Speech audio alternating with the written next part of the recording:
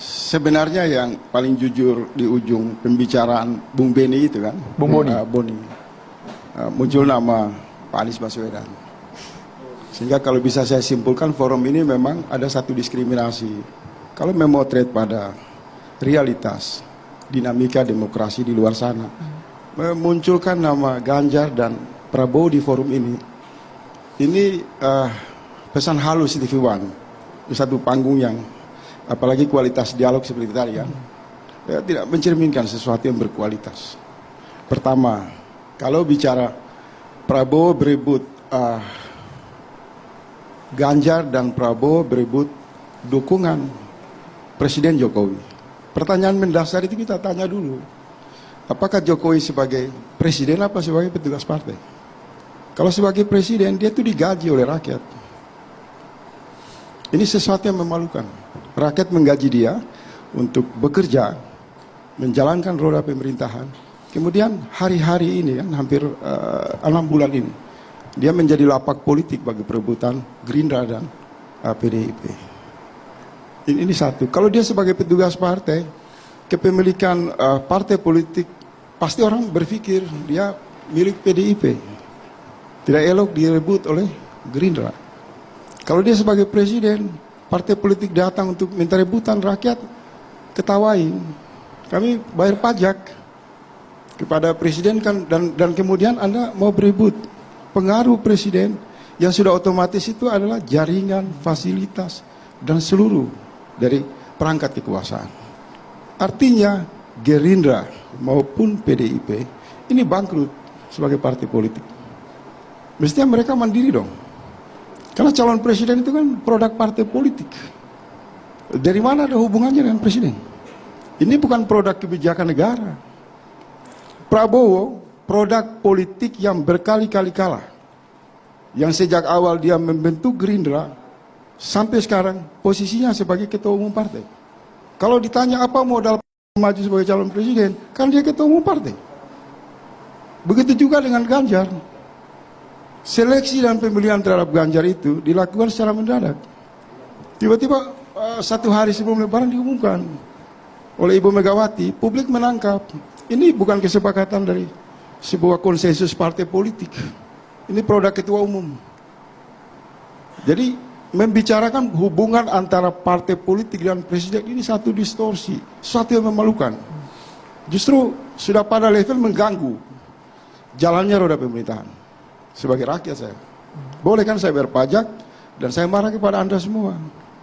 Anda menghardik presiden saya, Anda membuat rusak ini tatanan hidup bernegara, dan tidak ada bahasa ilmu pengetahuan untuk mengevaluasi proses demokrasi yang amburadul. Tidak ada satu pandangan yang jauh visioner untuk melihat bahwa ketika rebutan partai politik besar terhadap istana atau kekuasaan Jokowi itu sesuatu yang memalukan. Kalau saya berkaca di seluruh media sosial, itu sudah pada tingkat mereka mengatakan ini badut, boneka, tidak percaya diri. Kalau Anda yakin punya dukungan yang kuat oleh partai politik, Anda punya massa yang kuat, ya Anda jauh dari kekuasaan. Anda tidak boleh nyerempet-nyerempet sebagai pengemis yang setiap 5 tahun muncul untuk mendapatkan. Saya mau tanya sekarang, kalau Pak Jokowi memberi dukungan kepada Gerindra, dukungannya secara pribadi, dia datang ke TPS itu kan cuma 1 suara. Kalau dibilang nanti Pak Jokowi akan mengarahkan dukungannya, itu juga tidak relevan. Rakyat nggak mau. Rakyat tidak mau presiden menggunakan kekuasaan dan pengaruhnya untuk mendukung salah satu calon presiden boneka. Itu satu poin ya.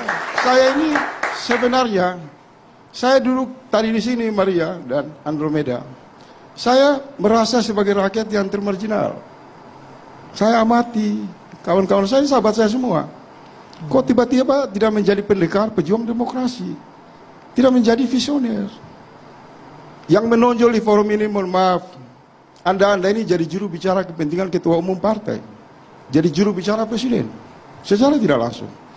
Anda tidak berbicara tentang satu konsolidasi demokrasi yang bermartabat, yang visioner, yang konstruktif. hanya mempersoalkan nanti kalau Jokowi bikin tangan begini, apa analisa politiknya? Kalau Jokowi satu mobil dengan Prabowo, apa makna dibalik? Ini bangkrut secara politik. Bangkrut. Karena kalau bicara partai politik dan produk partai politik, maka bukalah forum. Kita tanya dulu, apakah Megawati yang selama bentuk PDIP sampai sekarang ini menjadi ketua umum partai masih menggunakan satu keputusan yang tidak dikonfirmasi, tidak melibatkan secara menyeluruh kader di dalamnya. Ini comot sama Mega. Kalau bahasa dari berbagai analisa yang berkembang di media massa, pertengkaran mengatakan terlanjur Pak Jokowi mungkin mengendorse Pak Ganjar, kemudian di ujungnya Ibu Megawati mengkudeta dan mengumumkan ini calon presiden kita. Begitu juga dengan Gerindra, namanya bagus di luar, Gerindra, tapi praktek politik yang dilakukan oleh Prabowo itu Gurinda.